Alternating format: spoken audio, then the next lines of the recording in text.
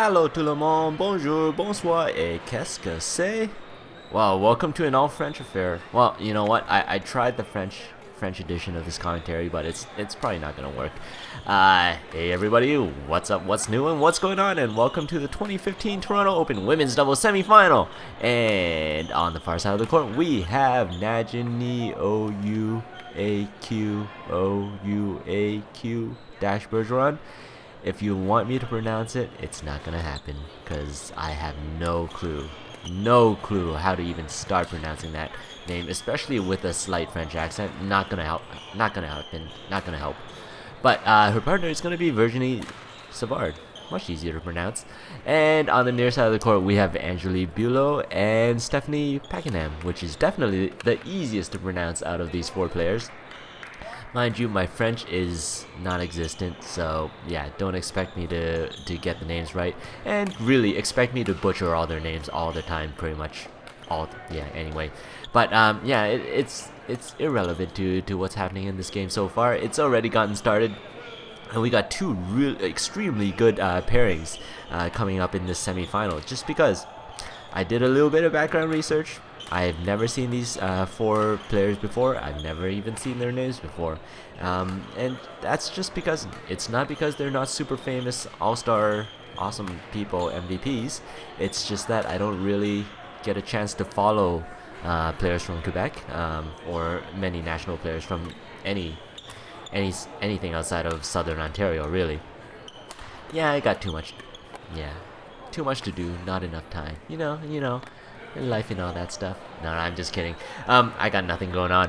But yeah, it's just really hard to follow for players outside your province, especially if they get no coverage whatsoever. But anyway, yeah, I was reading up on what's going on here. Well, not really reading up, but looking at their rankings and looking at their history and whatnot.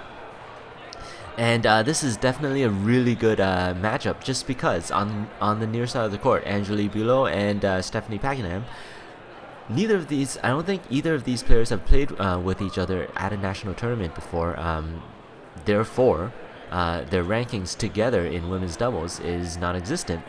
Whereas their rankings individually with other partners, well, in both cases, they're both ranked in the top 10 of the national rankings, which is incredible because, first of all, you have two really good players who just decided to partner with each other, and secondly, like with new partnerships, it can go either way. It can go in the sense that, you know what, the new partnership adds motivation and gets the two players to kind of find new dynamics in their game and figure out what works well.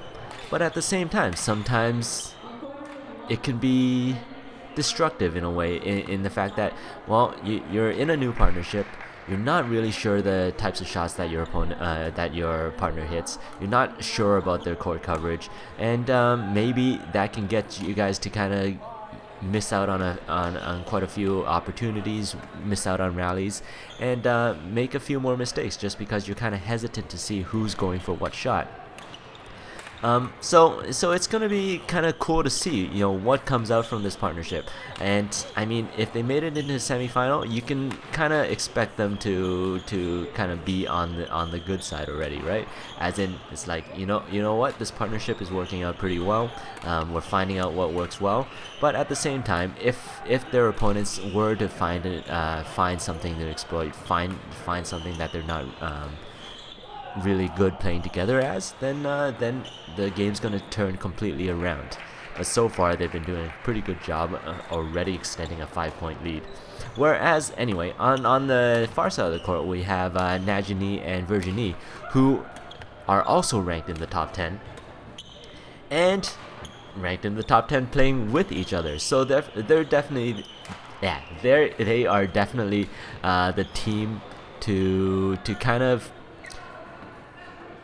have to beat, because, well, first of all, they're the team that already knows each other very well, have a really good partnership, and knows how to cover the court with as a partnership and not as two individual players, right? So yeah, it's going to be super interesting to see. And you can see, I think it was on that last rally, it was it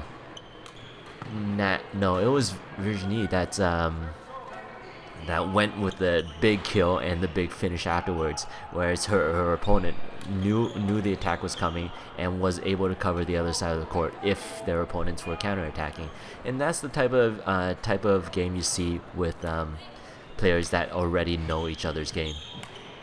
And coming back from a 7-point or I think it was a 6 or 7 point deficit earlier, it's down to 5 points. But with that little mistake, trying to go for the net roll, trying to go for a little bit too much, we're back to like a 6-point deficit for the girls on the far side of the court. And right now you can see that even though Virginie and Nadianie have the attack most of the time, it's the defense of the girls on the near side that are really outstanding right now. It's just that every time you try to attack them, it's they get to redirect the shuttle to the other end of the court. You either run or you just completely miss the shot, right?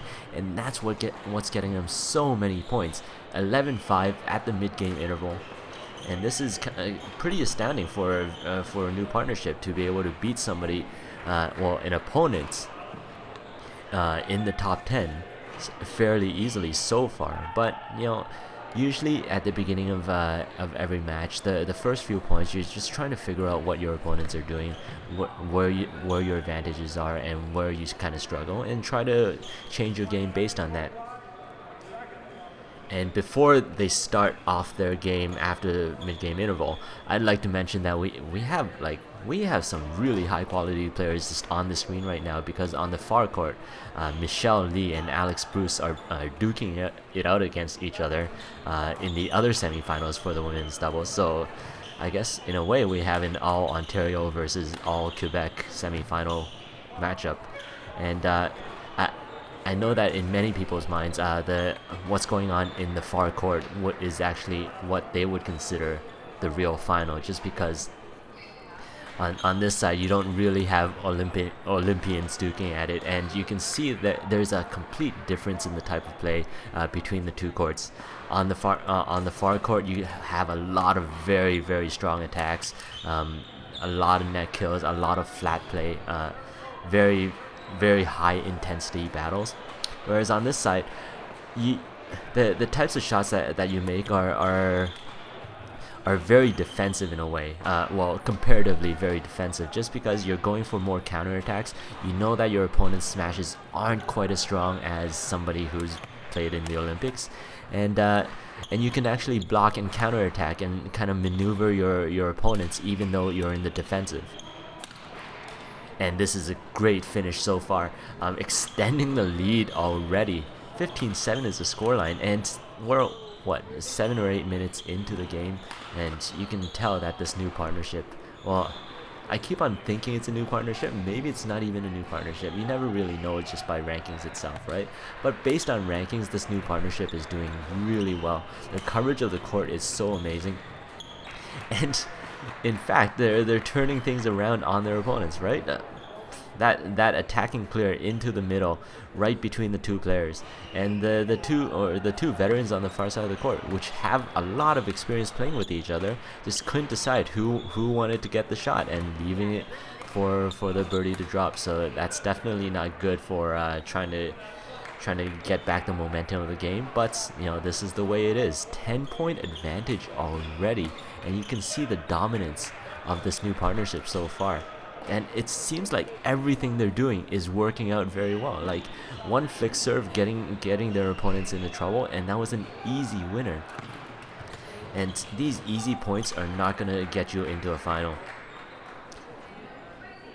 And even the smash down, I guess you could call it the channel attack based on what I've seen from other commentary. The channel attack working really well. So basically, all the shots that they're making so far on the near side of the court, they're all working. It's almost like the opponents on the far side just don't have an answer to what's going on. It's maybe it's a little bit too fast paced for them. I don't really know. But like half of these points that Nadianie and Virginie are earning so far are just based on their opponent's mistakes, and that's not the way to win a semi-final here. And oh my God, there it is again, the cross court defense. just waiting for the smash and not really worrying about the fact that their opponents are attacking and waiting for that chance to counterattack, and that's been so effective in this game so far. If Nadianie and Virginie want to win the next game and want to win the match, they've definitely got to do something about that. And there it is, 21-9 is the scoreline, and it's fairly lopsided, but it's also one of those things that you can correct. You can you can place your smashes differently so you don't get counterattacked so much. So we're gonna have to see what happens in the second set.